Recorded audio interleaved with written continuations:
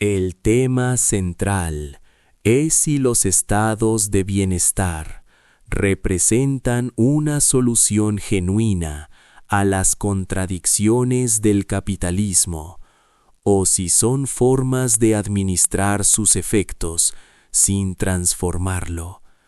Comenzamos con Karl Marx. Camaradas, debemos partir de una premisa incómoda. El estado de bienestar no es una conquista que supere las contradicciones del capital, sino una concesión táctica que las estabiliza.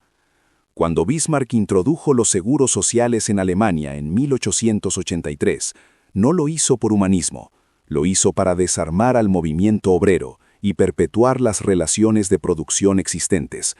El Estado, en cualquiera de sus formas, no es árbitro neutral, es expresión concentrada de los intereses de la clase dominante. El Manifiesto Comunista, 1848. Miren el caso concreto de la socialdemocracia sueca en el siglo XX. Se presentó como el tercer camino. ¿Pero qué ocurrió? Los trabajadores obtuvieron seguridad material, sí, pero a cambio de la paz social que el capital necesitaba para acumular sin interrupciones. La plusvalía seguía extrayéndose, simplemente se redistribuía una porción para evitar la ruptura revolucionaria. El bienestar no abolió la alienación del trabajador en la línea de ensamblaje de Volvo, simplemente la hizo tolerable. El Capital, Libro 1, 1867. Y la alienación tolerable es la más peligrosa, porque anestesia la conciencia de clase. Además, estos sistemas son estructuralmente frágiles porque dependen de la salud del ciclo de acumulación capitalista. Cuando la tasa de ganancia cae, el bienestar se recorta. Lo vimos en los años 70 con la crisis del petróleo. Los mismos estados que prometían protección aplicaron las primeras medidas de austeridad. El bienestar es una variable dependiente del capital, no su corrección. Grundrisse, 1858. Joseph Stiglitz. Marx identifica tensiones reales, pero su marco no nos permite ver lo que los datos muestran con claridad. Los países con estados de bienestar robustos han producido más igualdad, más movilidad social, y contrariamente a lo que afirma la ortodoxia neoliberal, también mayor eficiencia económica a largo plazo. El problema no es el estado de bienestar, es que no lo hemos construido bien y que las fuerzas del mercado sin regulación lo han desmantelado sistemáticamente. El precio de la desigualdad, 2012. Tomemos el caso concreto de Estados Unidos frente a Dinamarca. En Estados Unidos, el 1% más rico captura hoy una proporción de ingreso comparable a la de los años 20, antes del New Deal. La movilidad social intergeneracional es, paradójicamente, más alta en Dinamarca que en el país que se proclama tierra de oportunidades. ¿Por qué? Porque Dinamarca invierte en educación universal, salud garantizada y redes de protección que permiten a las personas tomar riesgos productivos sin miedo a la catástrofe. La Gran Brecha, 2015. El mercado libre sin corrección no produce eficiencia, produce rentas, monopolios y captura del Estado por élites económicas. El gran error histórico fue creer que había una disyuntiva entre equidad y crecimiento. Los datos de la OCDE muestran que la desigualdad extrema reduce el crecimiento, porque destruye el capital humano de las clases medias y bajas. Un estado de bienestar bien diseñado no es un lastre, es infraestructura social. Caída libre, 2010. El verdadero problema es la economía del goteo, que prometió que enriquecer a los de arriba beneficiaría a todos, y fracasó empíricamente de forma estrepitosa. Richard Sennett tiene razón en los números, pero los números no capturan todo lo que está en juego. Hay una dimensión que los economistas tienden a ignorar: lo que el estado de bienestar le hace o le deja de hacer a la experiencia subjetiva del trabajo, a la dignidad, al sentido de pertenencia y al carácter de las personas. Y aquí el panorama es más perturbador de lo que las estadísticas sugieren: el respeto sobre la dignidad del hombre en un mundo de desigualdad. 2003. Permítanme hablar del caso de las viviendas sociales en Chicago, específicamente del proyecto Cabrini Green, que estudié durante años. Se construyeron con la mejor intención redistributiva: dar techo digno a familias pobres. Pero el diseño arquitectónico y la gestión burocrática de esos complejos destruyeron las redes de reciprocidad que existían en los barrios anteriores. Las personas recibían asistencia, pero perdían agencia. Se volvían dependientes de decisiones tomadas por expertos distantes, que jamás habitarían esos espacios. El estado de bienestar, cuando opera desde arriba hacia abajo, sin reconocer la competencia práctica de las personas que asiste, produce lo que llamo una herida de clase que ningún subsidio puede curar: la corrosión del carácter, 1998. El capitalismo flexible contemporáneo agrava esto.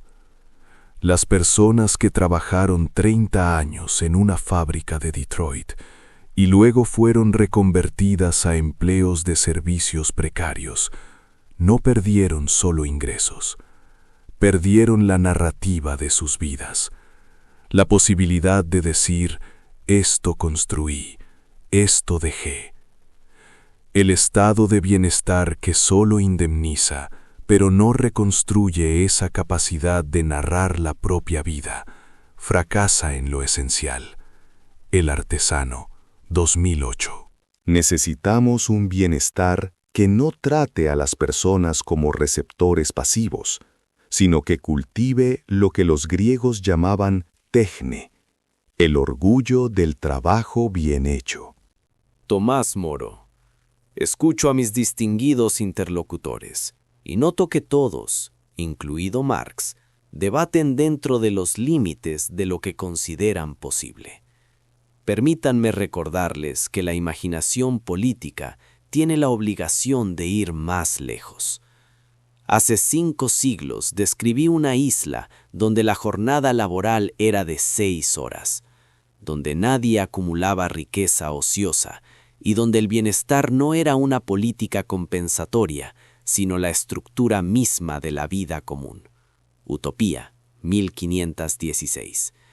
Me llamaron ingenuo.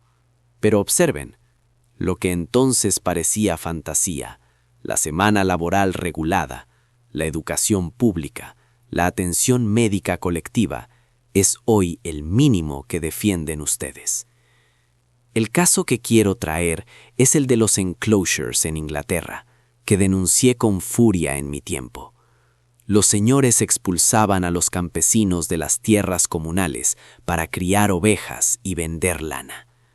Las ovejas se comen a los hombres, escribí. Utopía, libro primero. Hoy ocurre lo mismo con los algoritmos y la automatización. Se desplaza a trabajadores no para librarlos del esfuerzo, sino para concentrar la ganancia. Un estado de bienestar que simplemente paga subsidios de desempleo a los desplazados por la automatización es el equivalente moderno de dar limosna a los campesinos expropiados. Atiende el síntoma y legitima la causa. Lo que falta en este debate es una pregunta más radical. ¿Por qué aceptamos que la tierra, el conocimiento y la tecnología, bienes que son producto de siglos de trabajo colectivo, sean apropiados por individuos? En Utopía, no había propiedad privada, no porque los utópicos fueran santos, sino porque habían comprendido que la raíz de la miseria no es la escasez, sino la apropiación. El estado de bienestar, en el mejor de los casos, es una utopía a medias. Redistribuye sin cuestionar la apropiación original. Utopía, libro 2. Luego de sus brillantes análisis y elucubraciones, escuchemos las réplicas de cada uno a la posición presentada por los demás participantes. Moro toca el punto central que Stiglitz elude, la cuestión de la propiedad. Pero añado algo. El problema de Utopía es que requiere virtud cívica, sin conflicto de clases. El cambio no vendrá de la imaginación de los filósofos, sino de la acción organizada de quienes no tienen nada que perder, excepto sus cadenas. El Manifiesto Comunista. La socialdemocracia escandinava, tan admirada por Stiglitz, fue posible porque existía un movimiento obrero poderoso que amenazaba con ir más lejos. Cuando ese movimiento se debilitó, el modelo se erosionó. El bienestar sin poder político organizado es arena. Stiglitz, entiendo la crítica estructural, pero la política es el arte de lo posible y lo urgente. Mientras debatimos la abolición de la propiedad privada, hay millones de personas sin acceso a salud en Estados Unidos. Hay niños en el Reino Unido que van a la escuela sin comer desde que comenzó la austeridad post-2008. El informe del relator especial de la ONU sobre pobreza extrema en 2018 documentó que las políticas de austeridad británicas destruyeron sistemáticamente el tejido de protección social construido desde Beveridge. Eso es un crimen político que requiere respuesta inmediata, no revolucionaria. Gente, Poder y Ganancias, 2019. Sennett. Ambos tienen razón en sus planos respectivos, pero ninguno resuelve el problema de la experiencia cotidiana. Lo que el neoliberalismo destruyó no fue solo la distribución del ingreso, sino las instituciones intermedias, los sindicatos, las asociaciones barriales, los gremios de oficios, que daban a las personas un sentido de pertenencia y reconocimiento mutuo. Sin reconstruir esas instituciones, cualquier bienestar será burocrático y paternalista. La respuesta no es solo el Estado, es la sociedad civil densa. Juntos, rituales, placeres y política de cooperación, 2012. Y yo concluyo con lo mismo que escribí hace 5 siglos y que nadie ha refutado satisfactoriamente. Mientras exista la propiedad privada, mientras un pequeño grupo pueda apropiarse de todos, habrá miseria. Podrán curarla con parches más o menos generosos, más o menos dignos, pero será siempre curar la herida, sin sacar la espina. No veo cómo puede haber justicia allí donde el mejor de los campos es tomado por el peor de los hombres. Utopía, libro 1.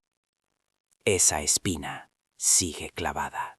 Distinguidos pensadores, habéis iluminado este asunto desde ángulos valiosos, aunque con la pasión que a veces nubla la prudencia.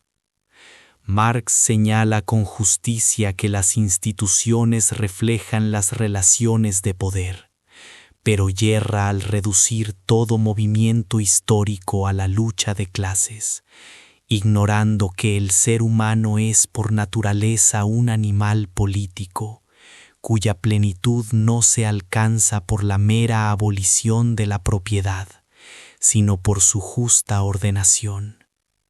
Yo mismo defendí la propiedad privada, pues el hombre cuida mejor lo que es suyo, pero siempre subordinada al bien común. Stiglitz aporta lo que un buen legislador necesita: evidencia, medida, proporción. Su enfoque es el más cercano a lo que yo llamaría fronesis, la prudencia práctica.